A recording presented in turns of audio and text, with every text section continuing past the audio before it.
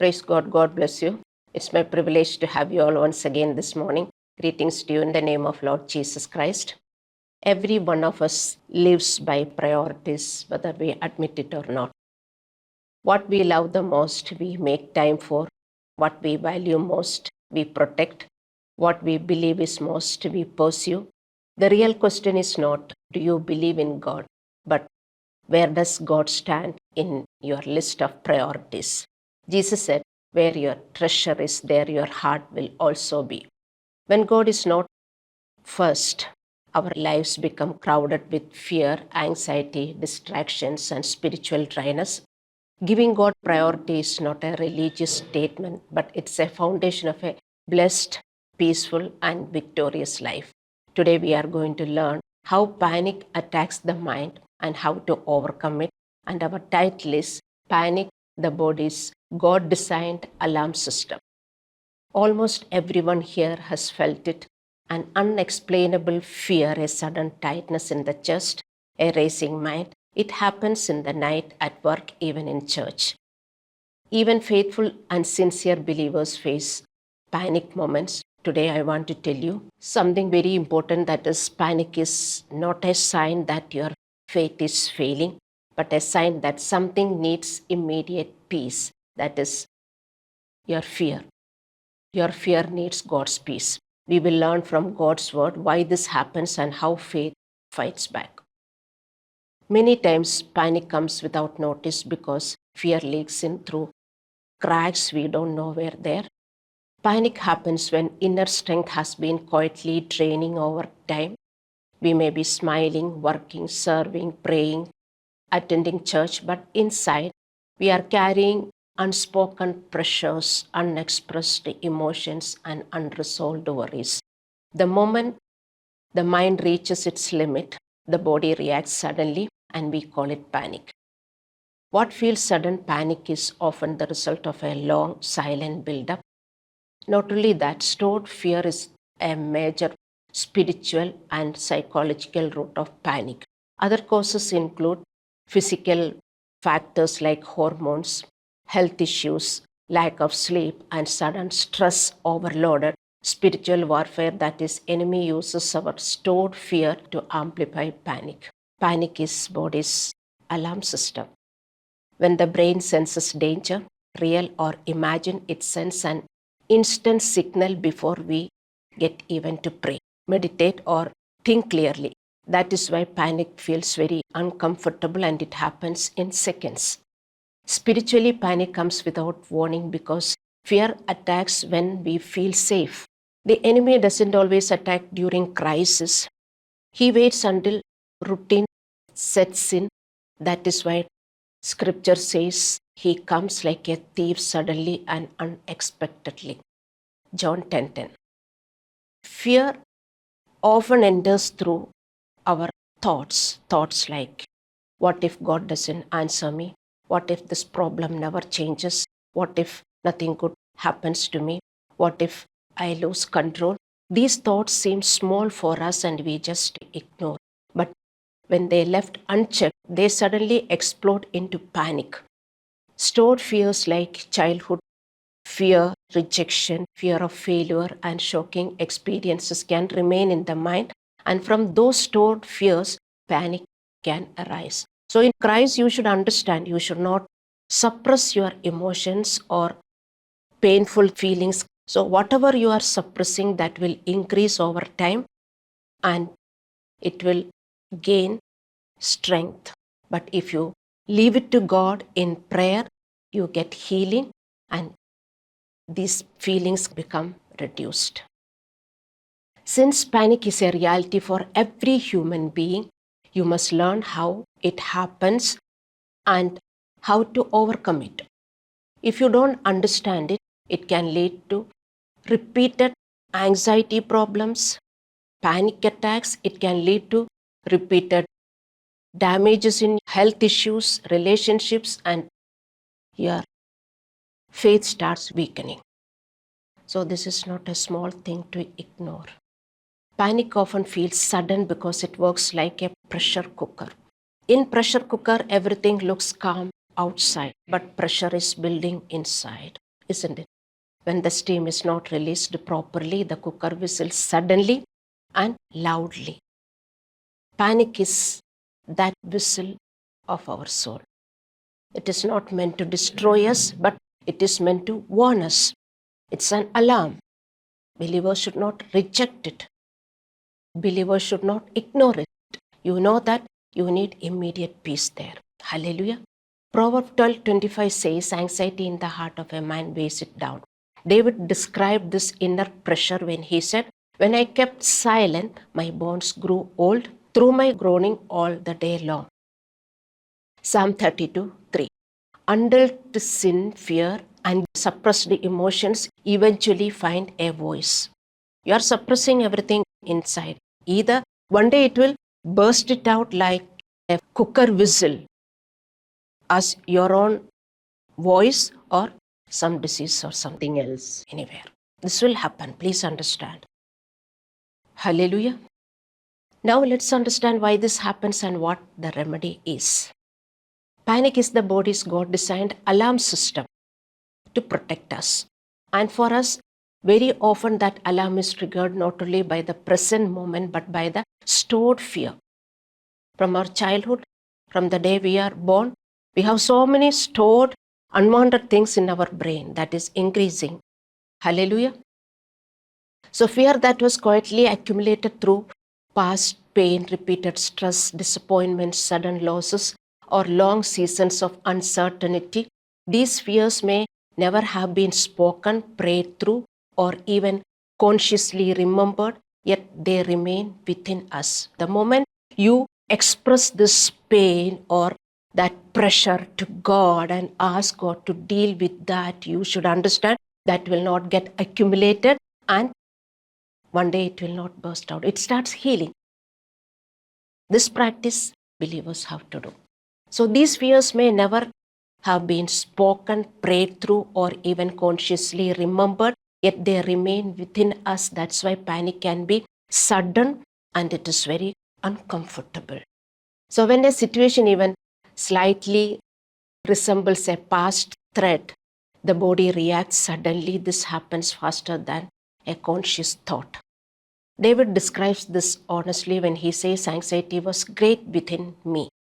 The fear was there in him already before he faced a situation. This doesn't mean faith has failed. It means we are human.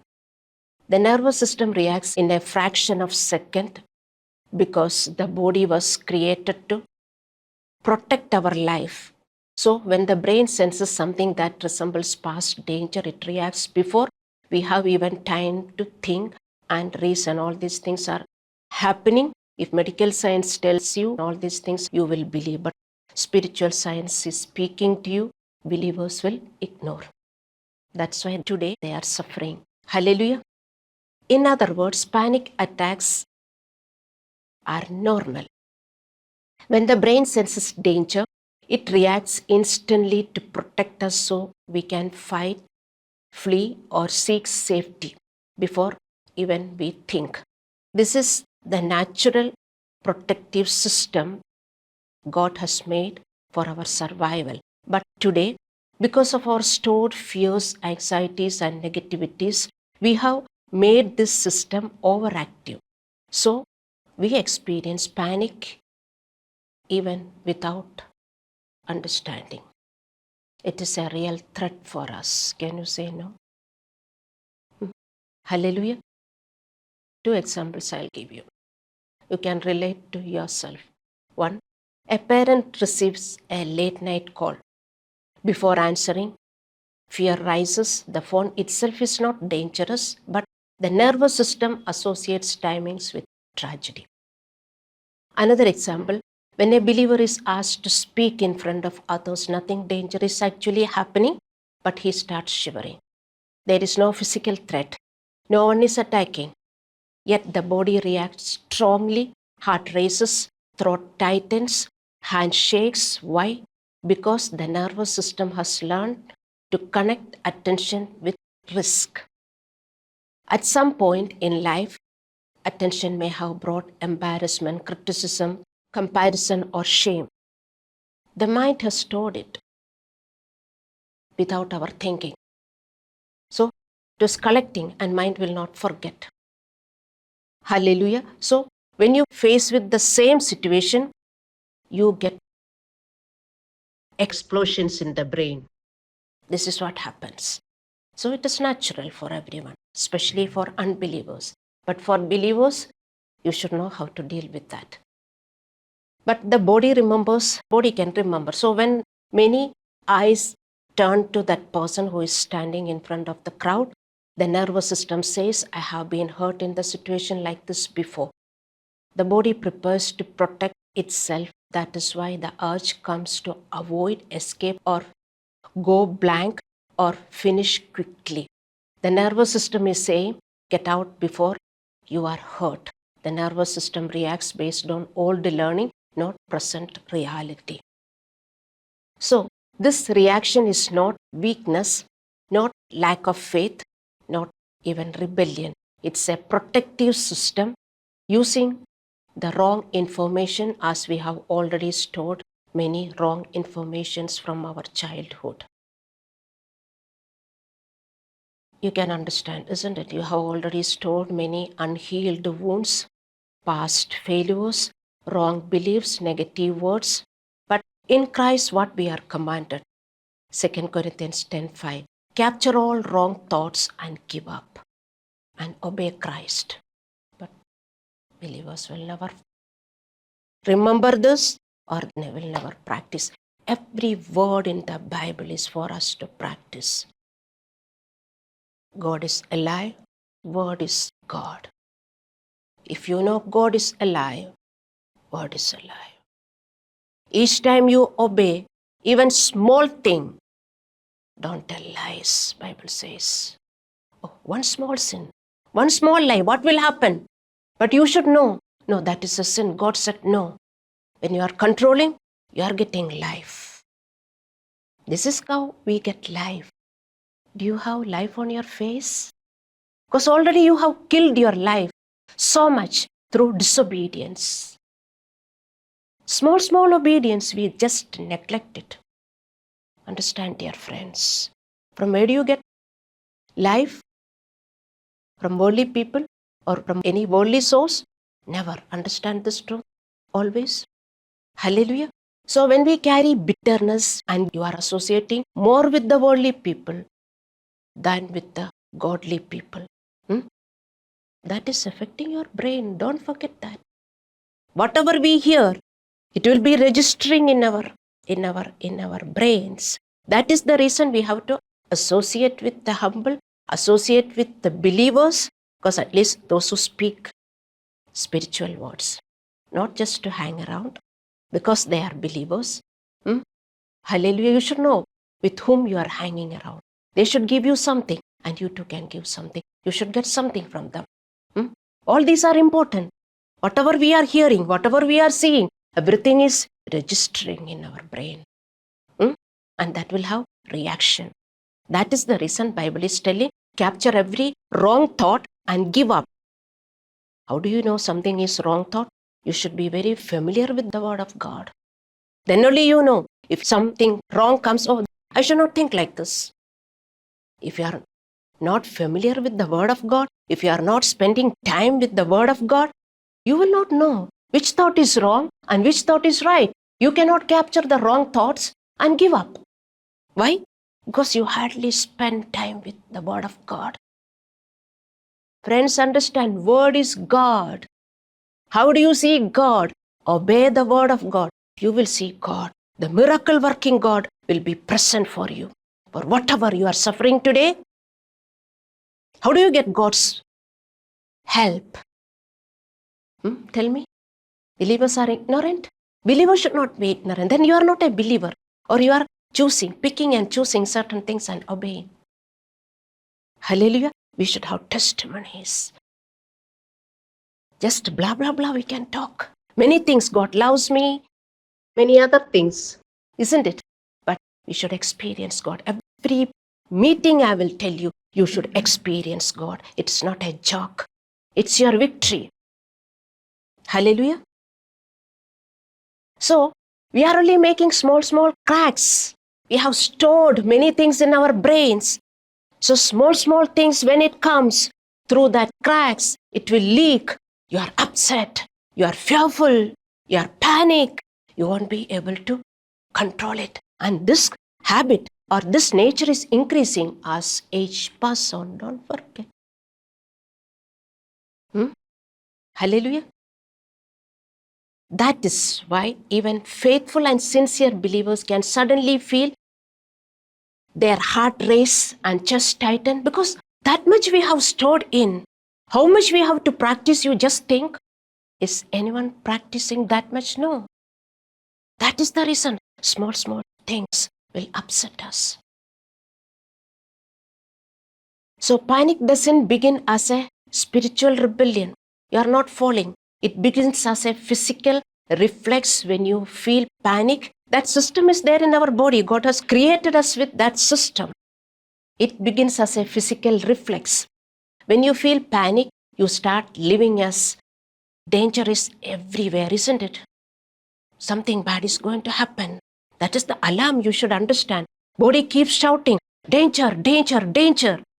So if you are not alert in God, you will be in danger because you will be more fearful.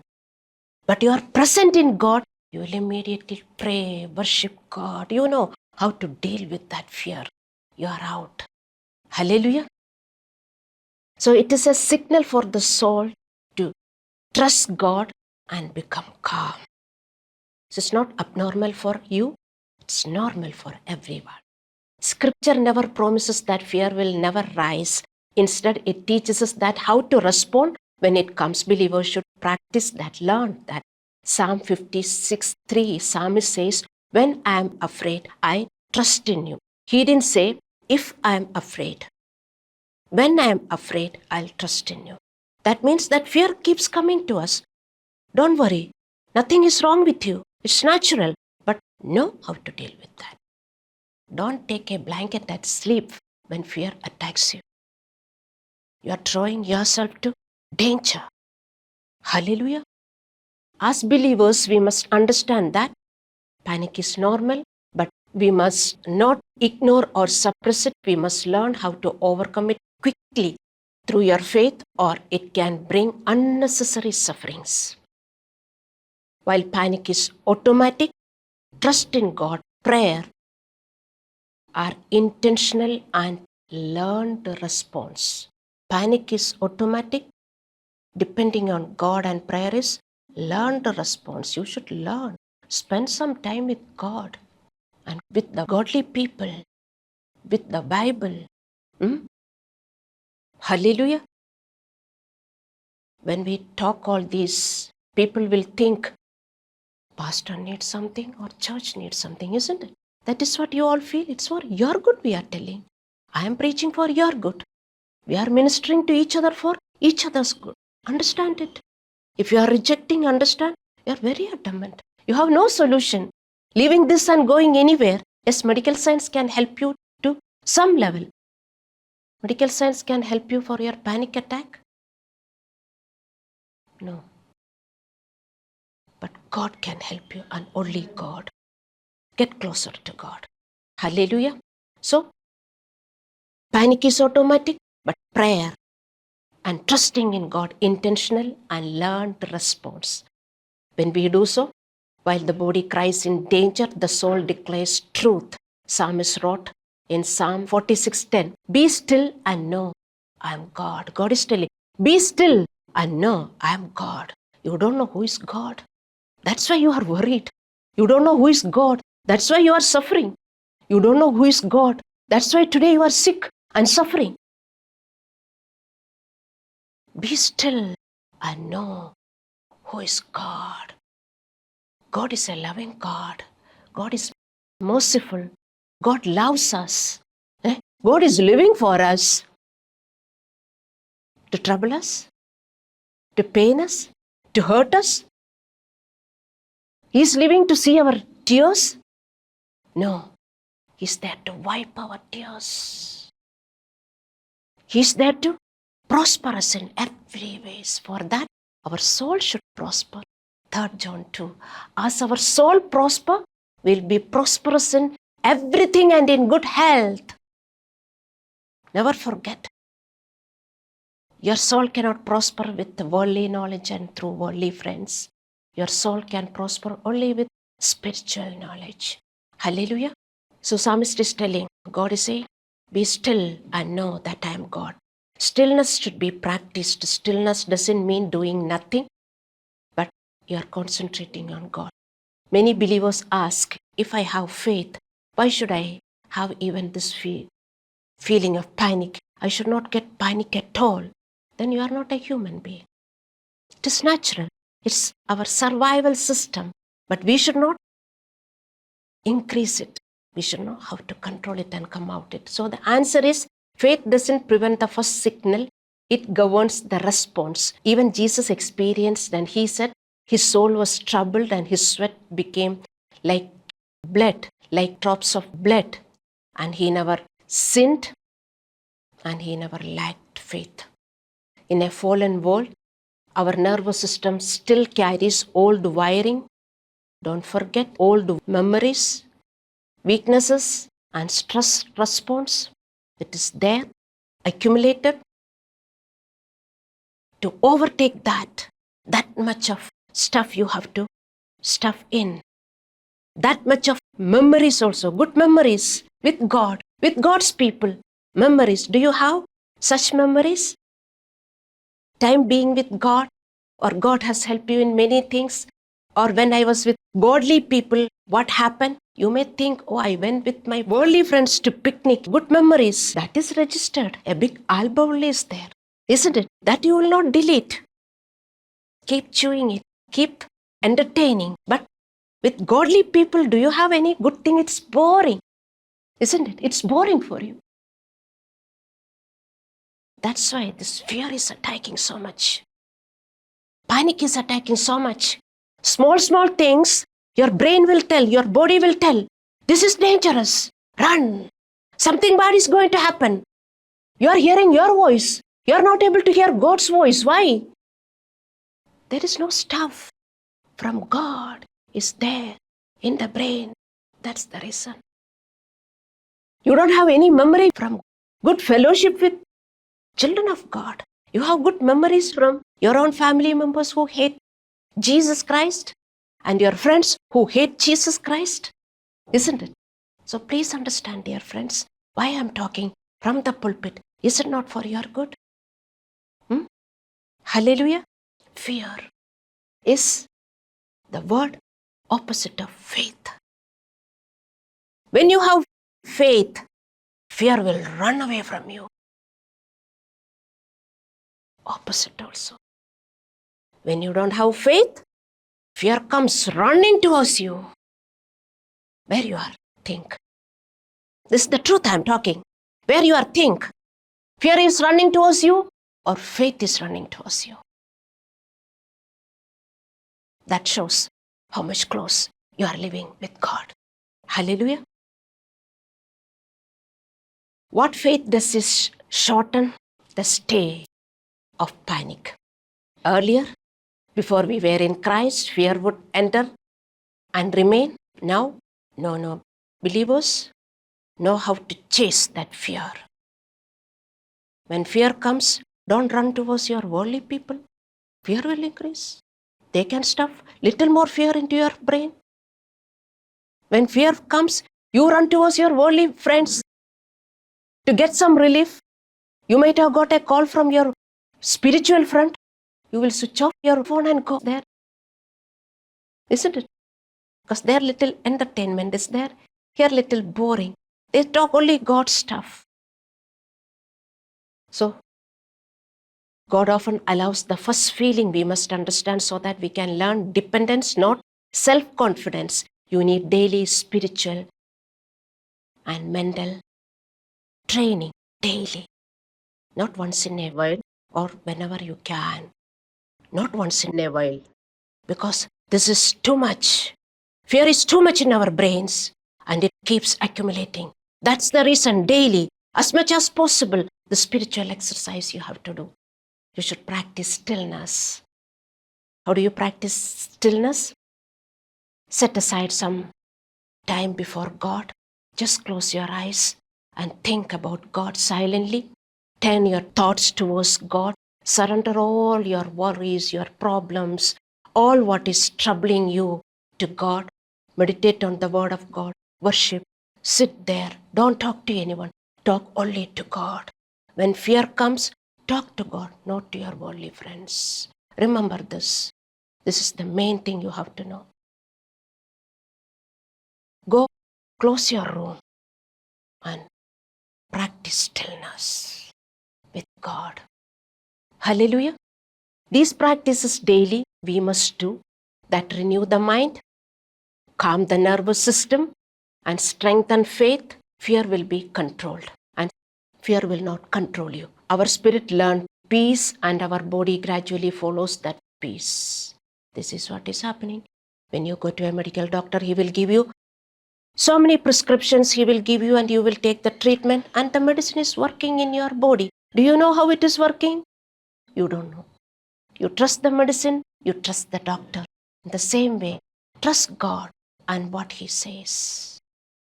When you practice stillness every day, something is building up in your brain. You will be able to control your thoughts. God will take over your wrong thoughts. You will be able to control your racing minds. Racing mind will be replaced with God's peace when you practice daily enough. Hallelujah. So people will think, one day if I don't take also, no problem. To give pastor report, meditation, 25 minutes, so pastor is seeing, pastor is happy. Don't write like that. It is for you. How much ever you can, you should sit before God and meditate. That's how you are controlling your brain, prospering your brain. Hallelujah. So daily practice helps you keep your soul and nervous system calm. Daily practice. Spiritual discipline is nourishment for your soul. When we skip it even one day, our inner strength will lose. Many believers suffer panic in silence. They think, if I am panicked, my faith must be weak. Your faith is not weak or your faith is not falling. Panic is not a sign that God has left you even. It is a sign that God wants to meet you in that moment. Please write it. So panic is a sign that God wants to meet you in that moment. Do not hide your fear. Do not pretend. Don't be silent. Bring it to the Lord. Speak it out. Pray it out and cry it out. Instead of suppressing the fear, say it plainly to Lord. Lord, I am afraid. I don't know what is happening. My heart is racing. I need control. Please help me. I can't control. I feel everything is falling apart. Help me. Be honest with God. Understand, panic is energy. Prayer, redirect that energy towards God. Pray, Lord, my body is afraid and you are my peace. I need calm now, right now. Prayer is how fear is transformed from your heart to God's hand. Till you pray, you will be controlling. Fear will be controlling you. The moment you pray and trust your fear to God, God will be controlling. See the difference. Psalm 62:8 says, pour out your heart before Him. Until peace comes to your heart, pray, meditate the word against your fear and against your racing heart. Panic attacks the heart and mind, not the circumstances. Circumstances will be cool. You are imagining something. You should understand that. God doesn't first change the situation. God wants to calm your mind. Where calmness is there, God is there. God is peace. Be still and know I am God. Always understand, when we keep silence or peace or stillness in our heart, God will rise. God will be with you. So panic is not because of the situation, because of your heart. So God wants to calm your heart. Hallelujah. God doesn't first change the situation. He strengthens your inner man. God first works inside you. So when panic comes, don't let fear be the preacher. Let faith be your preacher. Because when panic comes, somebody will be preaching to you, isn't it? Your mind will be preaching to you. Don't hear that voice. Yes, when we start hearing that voice, you should know how to turn to God's mode. God should start speaking to you. Then you will be calm. Be careful about this. So let faith be your preacher. Say, Lord is my shepherd. I'm not alone. This feeling will pass. Whatever can console you, keep saying. It is not psychological feeling. The word of God you should speak.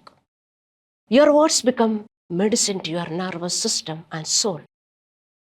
Many avoid situations because of panic. Never avoid your panic. Face it. Face it. Face your panic. Avoidance strengthens the fear. Imagine a small child on the boat during a storm. The waves are high, the wind is loud, and the boat is shaking. The child is terrified. He turns to his father and asks, Daddy, are we going to die? The father holds the child's arm and he says, I'm here, you're safe. This is how, when we call out to God, God will come and tell you, I'm here, don't worry. For that, you should call. Your blanket will not help you. Your worldly friends will not help you. Only God. He will come and say, don't worry, I will take control of your situations. Hallelujah. The boat still shakes, but the child stops crying. Not because the storm ended, but because the child is in the Father's hand. Panic is like that storm, dear friends, understand. Your body feels waves, your mind hears the wind, but when you seek His help desperately, storm may continue, but His presence changes everything. His presence changes everything upside down. Hallelujah. How faith in God, live like believers. Hallelujah. Many of us are that child in the storm today. The waves of panic rise and the heart feels like a shaking boat. Don't run from God, run towards Him. Then He will whisper, I'm here, you are safe. So if the waves continue for a moment, don't worry. He will take control of your situations. You are already safe. Trust in God. This is the faith you and me should have. Unless we practice faith daily, unless we discipline our mind daily and give first priority to God, no one can fully handle their panic. Panic is a part of human life. Even a single day's gap in spiritual practice will affect far more than we realize. Understand this truth. Let's close our eyes in prayers.